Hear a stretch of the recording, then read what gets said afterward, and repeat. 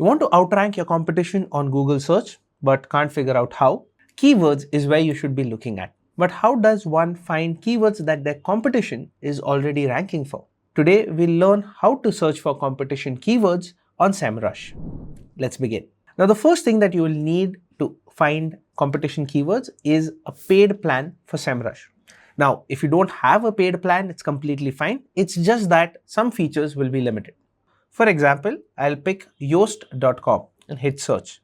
So what you see now is an in-depth analysis of yoast.com, which is the example that I'm picking. You'll get an idea of its authority score, the organic search traffic that it pulls in on a monthly basis, and also the amount of backlinks that they've built. As you scroll down, you will be able to see organic keywords that they're ranking for. And this is where you need to click View Details. You'll now be presented with a use list of all the keywords that the domain you've just pasted ranks for. As you can see, here you will get this broken down into keywords, intent, their position in SERP, and the kind of traffic they pull in on a monthly basis. Now the keyword is pretty straightforward. This is the exact keyword that this competition is ranking for. If you have a similar keyword that you're also targeting, you will be able to identify what amount of traffic it's getting. You can also compare it with the traffic that you're pulling in and then figure out which keyword to prioritize. The intent is broken down into multiple different options. The intent can be informational, which means that the intent of search for this particular keyword for yoast.com is informational, which means that anyone who's searching for this particular keyword is looking for information. The other keyword intent is transactional, which means that the audience that's searching for this keyword for the competition is looking to transact, is looking to probably purchase or complete an action from them. There are two more keyword intents that are visible in Semrush. One is navigational, which people are primarily using to find a specific page on a site.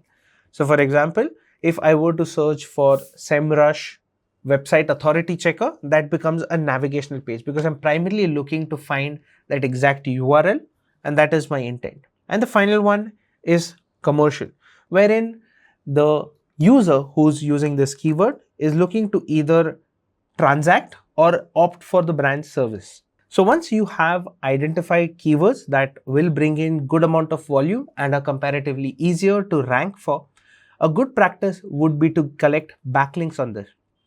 When you are shortlisting backlinks, we have already created a video on how to analyze competition backlinks. So that way you will be able to identify where you can get backlinks for a particular keyword. A good way to start would be to look for websites that have about the same authority score as your website. You can also look at something that's slightly lower than you, but not lower than 5 points.